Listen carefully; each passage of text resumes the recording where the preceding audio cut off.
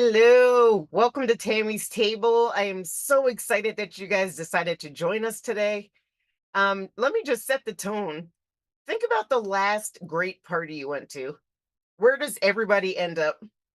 In the kitchen, at the table, sharing wisdom, learning from elders, nurturing our young people, teaching skills that they don't teach in school.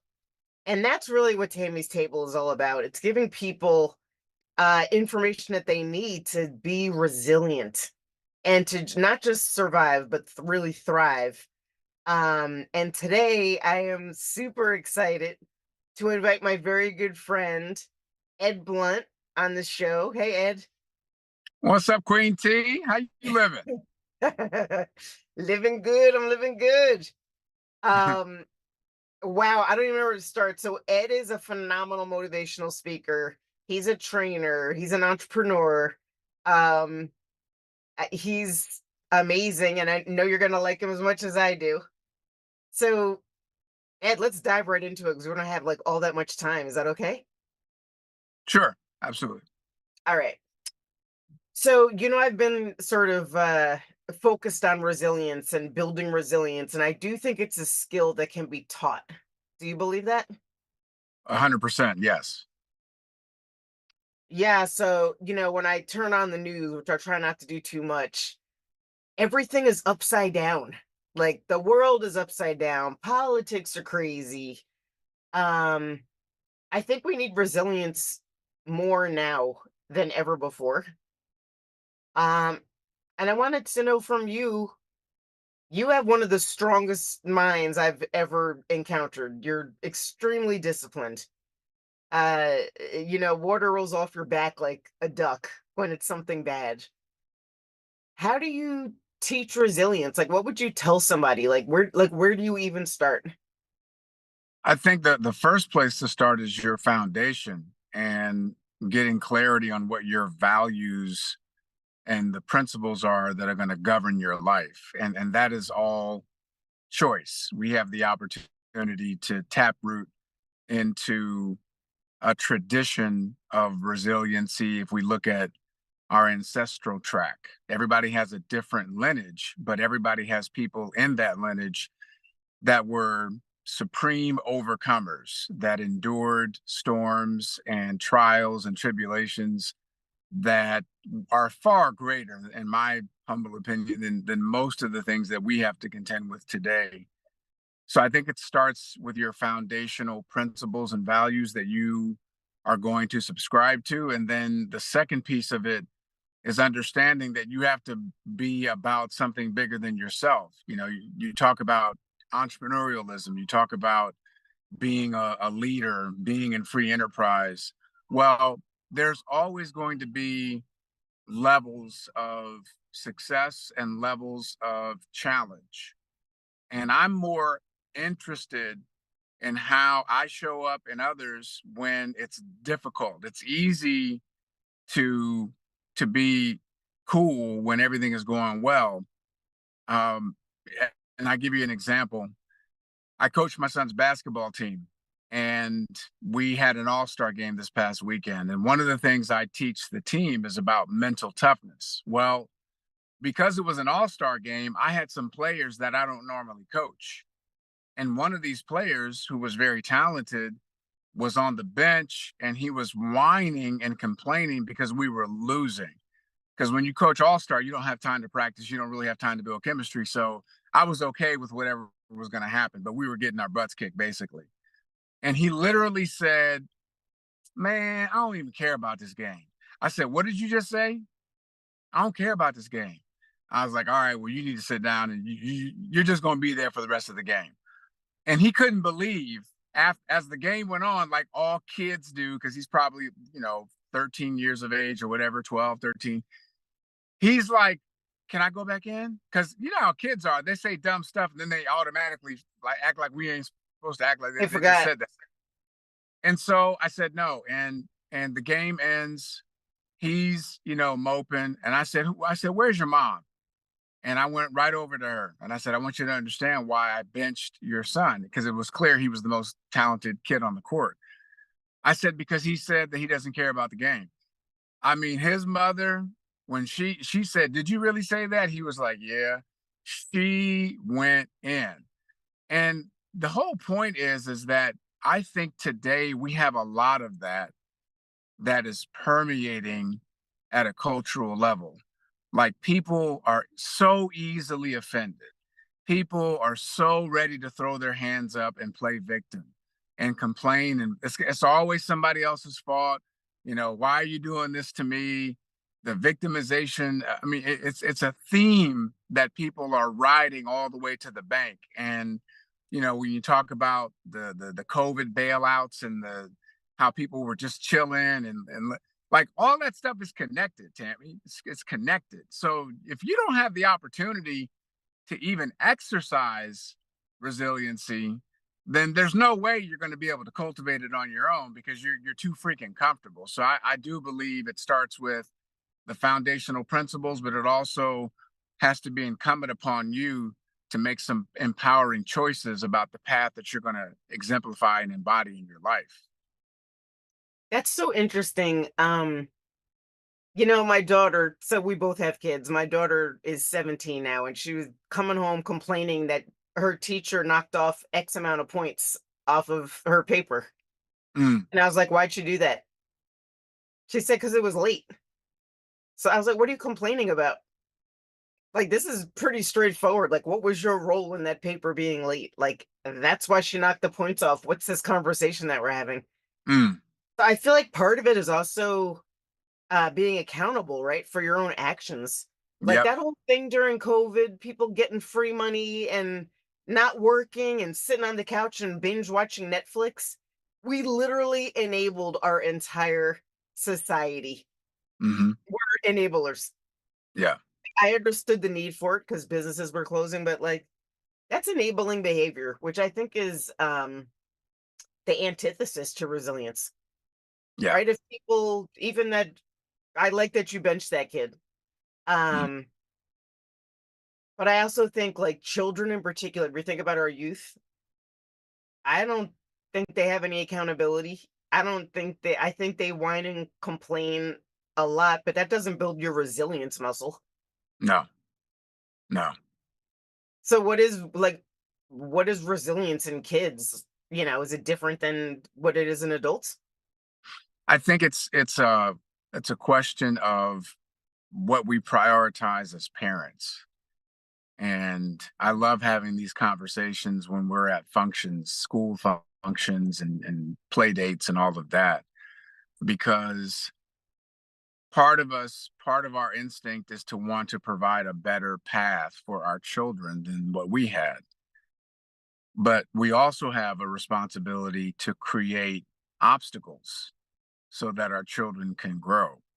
And I mean like intentional obstacles. So for example, one of the conversations that I have with my son is I said, listen, when you turn 10, things are going to be very different. I just want, like I've been preparing him. You're not going to be able to get away with things the way you do now. So, if he leaves his socks on the floor, he only has to do 15 push-ups and he's got to pick them up and put them away. I was like, when you turn 10, it's not going to be that's going to increase the accountability factor increases because by now, me having to tell you 35, 600 times, whatever it is, like now we got to raise the bar on your accountability. We have to raise the bar on your expectation. And I see a lot of parents fall into this trap of because they had a very difficult life, whether we're talking about dysfunction in the home or violence and domestic violence or addiction. Well, then they swing the pendulum all the way on the other side and they treat their kids like bubble wrap. So Mhm. I think it's important for us to prepare our children. And I'm a big believer in martial arts. I'm a big believer in having discipline in the home. And you don't have to be a jerk about it. Like you don't have to be like you're gonna do what I say. It's not like that. It's just like, hey, no, son, like, here's what you did, here's the consequence. Let's get this done. So I think it starts there, but it has to be a priority for the parents. We have to understand that because here's the thing about parenting. You and I will never know if we were successful parents, because by the time that realization comes to light, we're going to be long gone, because it's going to show up in our grandkids and their kids. Like, we won't know. So we have to do everything in our power to really have our children understand legacy, playing the long game, and why those principles and values are so important, because those are the only things that you can clearly communicate from one generation to the next. You can literally pass on principles and values. And if you don't, you end up, having Conrad Hilton. I'm sure he never envisioned his great granddaughter making porn flicks. You know what I'm saying? So that's why you gotta That was an accident. pass She that on. fell into that. What you just said is so interesting. There's two things. I have a million questions now. So I feel like I could look at my kids and know that they're successful right now because I see some of their friends who are completely off the rails. Like they Yep. are definitely unsuccessful. So if you keep that thought in your mind and then you go back to your very first original statement, Mhm. you said it's in our lineage to be resilient. But what if you grew up in a household where it wasn't? Mhm. Like you didn't see strength. Like I'm blessed. Like I grew up, I saw strength on both sides, my grandparents, my parents. What if you're growing up in a house where there is no strength? Like you said, there is domestic violence or there is addiction, or how do you build a resilient mindset when you are surrounded by that all the time? That's a great question. I was actually going back, meaning the only reason that we are here is because somewhere in that line, someone had to overcome some significant obstacles and hurdles in order to survive whatever they were surviving, whether if it was the typhoid flu or slavery. We can name a list of things down the line. Everybody's got an ancestral line. So whatever that is, if you go far back enough, you're going to identify strength and qualities of mental toughness, intestinal fortitude, and leadership that you can tap root into. So you can look beyond your immediate circumstances, your grandparents, etc. Because as we all well know, if you ask most people, I shouldn't say most, but if you ask a lot of people, hey, can you tell me something about your great grandmother and your great grandfather? A lot of people can't tell you anything because that wasn't really passed down. There was so much about just living day to day in survival mode. No one really had the foresight to think about, this what you and I are doing today is going to matter 200 years from now. And if we don't act that way, then our offspring and our lineage, they're not going to know anything about us, and that's our fault. So I think that's a combination of just saying, hey, if I come from a crappy situation, it's a fact that if I look deep enough, and even if I don't know, exactly my family name, you can know your history. That's the beauty of history. You can find books and identify people that are of your cultural space, and find stories of inspiration, and you can tap root into that. And more importantly, they don't even have to be your culture and inspiration. A lot of people have been inspired by Dr. Martin Luther King Jr. and they're not black. A lot of people have been inspired by Malcolm X and they're not black. A lot of people have been inspired by I mean, I could go on. So it's not necessarily specific to your race, but it could be specific to the culture that you come from. So talk to me about building resilience in spite of your circumstance. Yeah. Because I think that is really challenging. I have not met many people that have done it. Like I haven't met them personally. Yeah. Um, but if you're surrounded by like despair and you're Hmm. surrounded by people that make poor choices over Yeah. and over again, how do you break out of that? Like no one in that house is going to give you a book and say, "Hey, this is like your ancestors. Like this is where." That's not happening in that kind of household. You know what I mean? That's true. And it's hard because part of our responsibility, you and I, is to bridge the gap, because the very people that would ask the question that you're asking are not likely to be listening to you and I have this conversation. So then we got to figure out ways to to infiltrate, if you will, into those areas that are disadvantaged. So, and I know you are an advocate of being involved in at a community level. Mhm. I do volunteer mentorship, excuse me, in certain schools because it's really the only chance that I'm going to have, and that's why I coach, because it's really the only chance I'm going to have to interact with youth that that have a good probability to be in some difficult circumstances.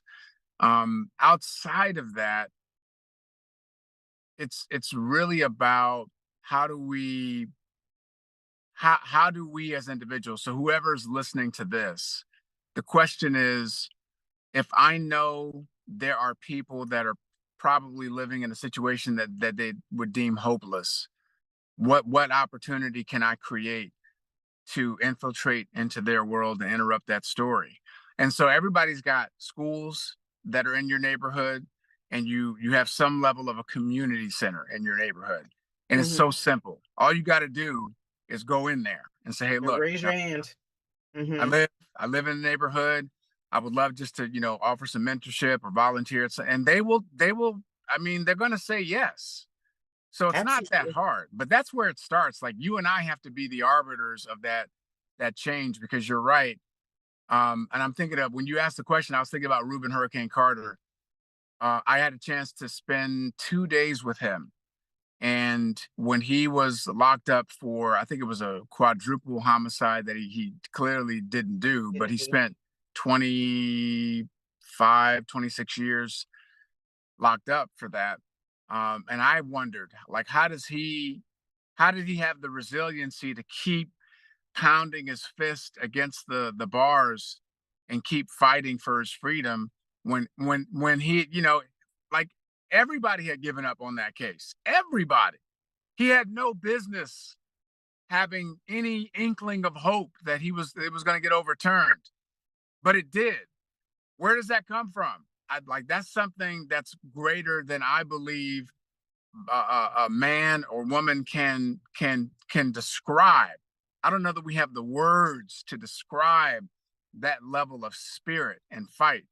So sometimes it's just, there's something that's in you, and you don't recognize it until the circumstances force you to recognize it. He was forced to go so deep within himself. He didn't have any choice but to live that out in that perpetual fight until he came to resolution. I promise you, 99 out of 100 people would have, committed Given up. suicide or resigned themselves to they were going to die in prison. Okay, so I'm gonna go back to like my first question. Yeah, Can resilience be taught, or is it something that's just in you? both, both. It can be taught, because if you talk to your, because Haley was doing volleyball, right? Yep. And whatever sports, I think sports are amazing for kids, for that one for the reason you're asking the question, because you learn resiliency in sports, especially if you have a good coach. Not everybody's gonna have a good coach, I know, but if you have a good Absolutely. coach, you learn resiliency, because you're gonna have to overcome some difficult challenges in the world of competition, in the world of practice and working on your skill set, and overcoming fatigue and muscle failure. Yeah. Like, you have no choice but to learn resiliency just through the vehicle of athletics alone. So I know it can be taught, but I do know that there are certain people that didn't have those things, and they still have that spirit. It's clear. Mhm. That's so interesting. I am a huge fan of sports, as you know. Um, I have I've coached, I've sat on the benches and watched other people coach. Um, I'm a fan. I don't know why we don't do this, but you remember back in the day when we had like the physical fitness challenge, like the president's physical fitness challenge, Yeah. and everybody played sports? Mhm. I feel like part of what's happened like recently is that there's screens and there's monitors and there's like so many distractions. Hmm. So maybe we're not instilling that same level of resilience because not as many kids are playing sports. If you Well, look at the numbers, all the numbers are down. yeah, they're getting it in a different format, virtually. And as you talked about, they're building community online. They're building play dates and play groups online. And I'm not saying that there's anything wrong with that, but I do think because of the amount of time that takes, it takes away from physical activity. So yeah, there are opportunities, and obviously, we're not. I don't know the numbers on this because clearly we are still a force to be reckoned with when it comes to sports culture. We still are producing a phenomenal crop of athletes every single year, like that's evident. But I do think we could do better. Yeah, I do agree that technology, as useful as it is at times, it can also be the great distractor for sure. That's the detriment.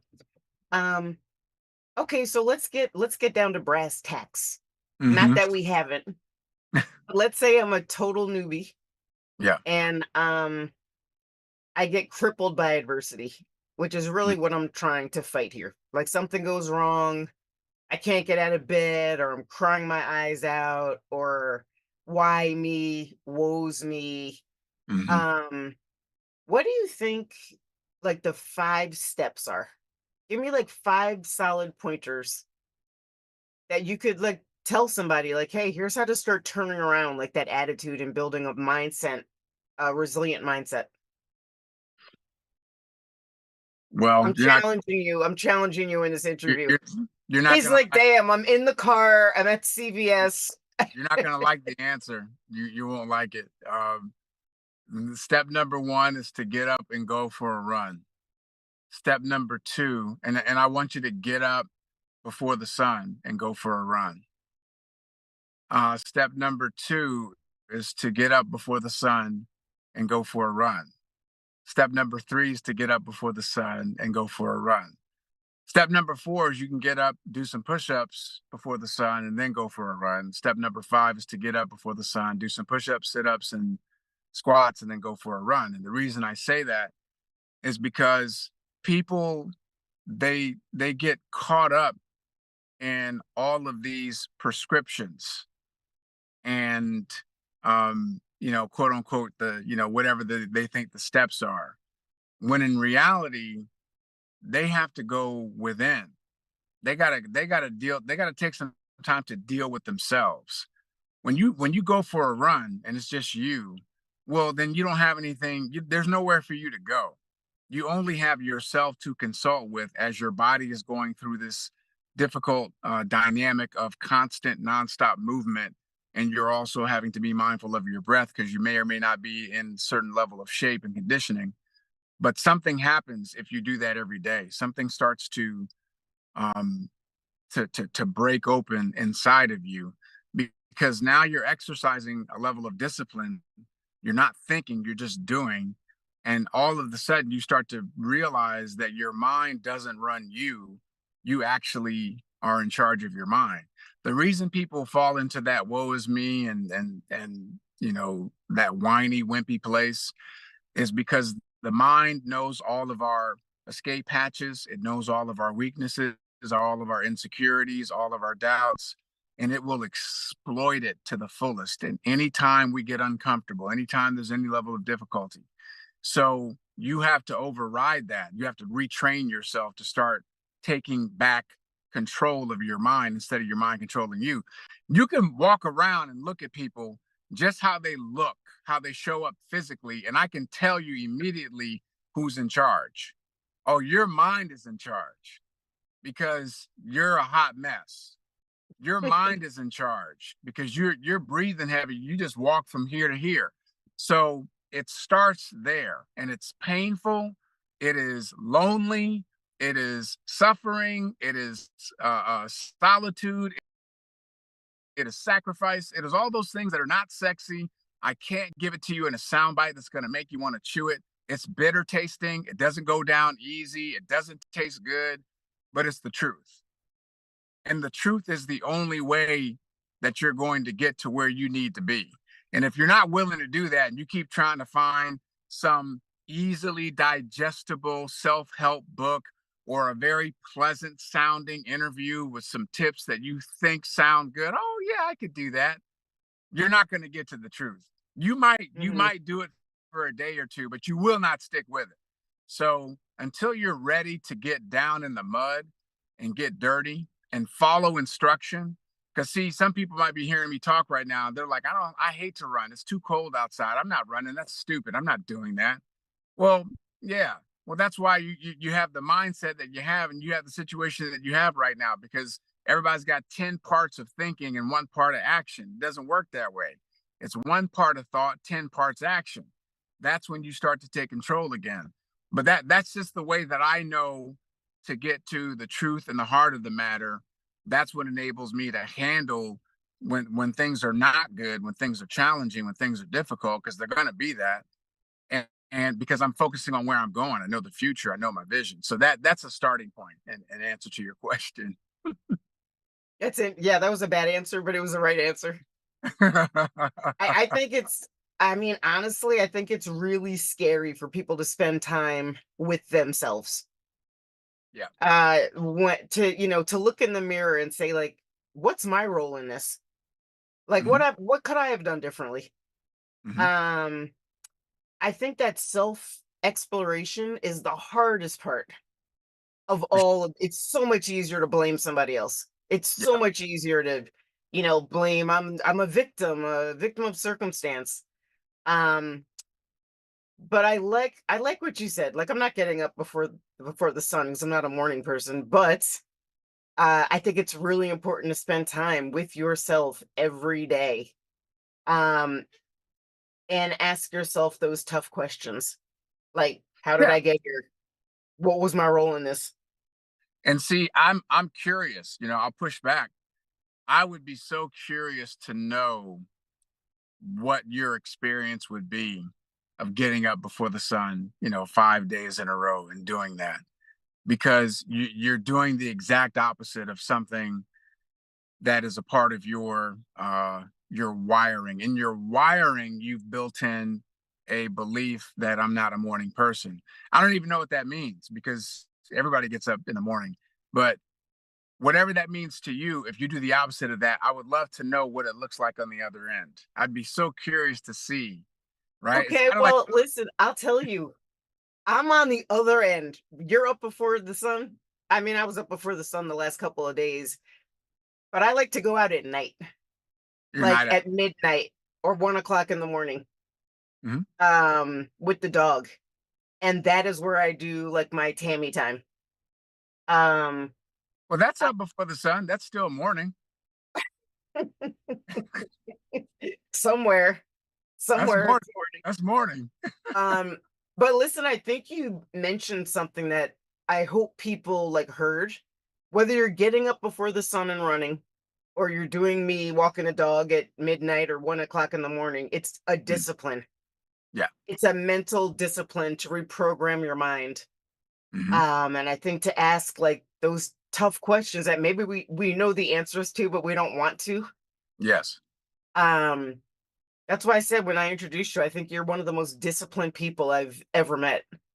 And that is, I think, one of the big differences between being weak-minded and having a resilient mindset.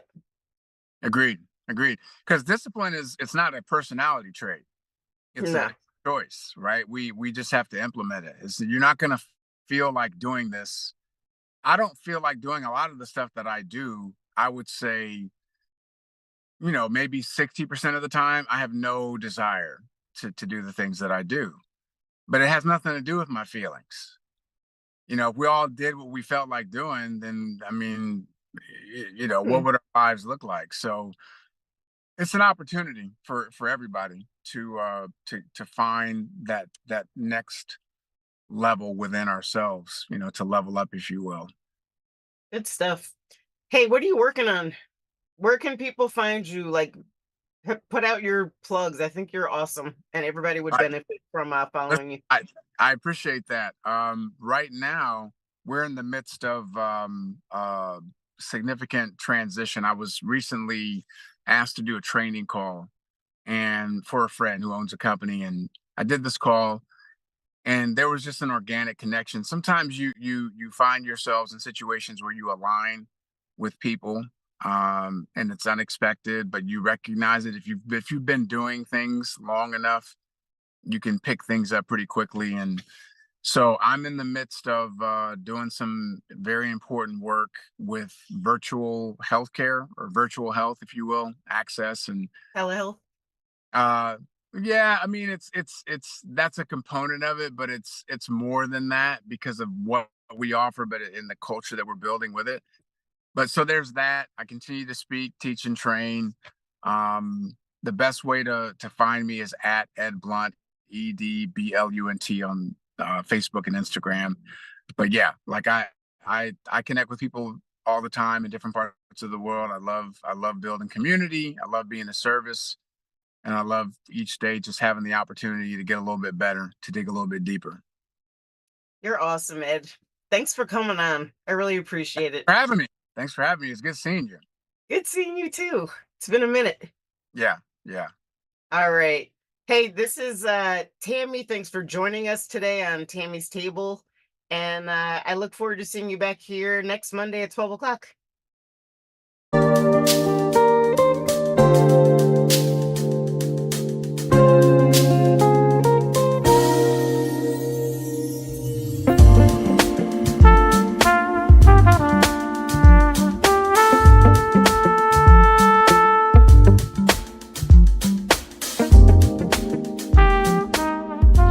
This work is subject to copyright owned by Affinity Global LLC. Any reproduction or republication of all or part of this is expressly prohibited unless Affinity Global LLC has explicitly granted its prior written consent. All other rights reserved.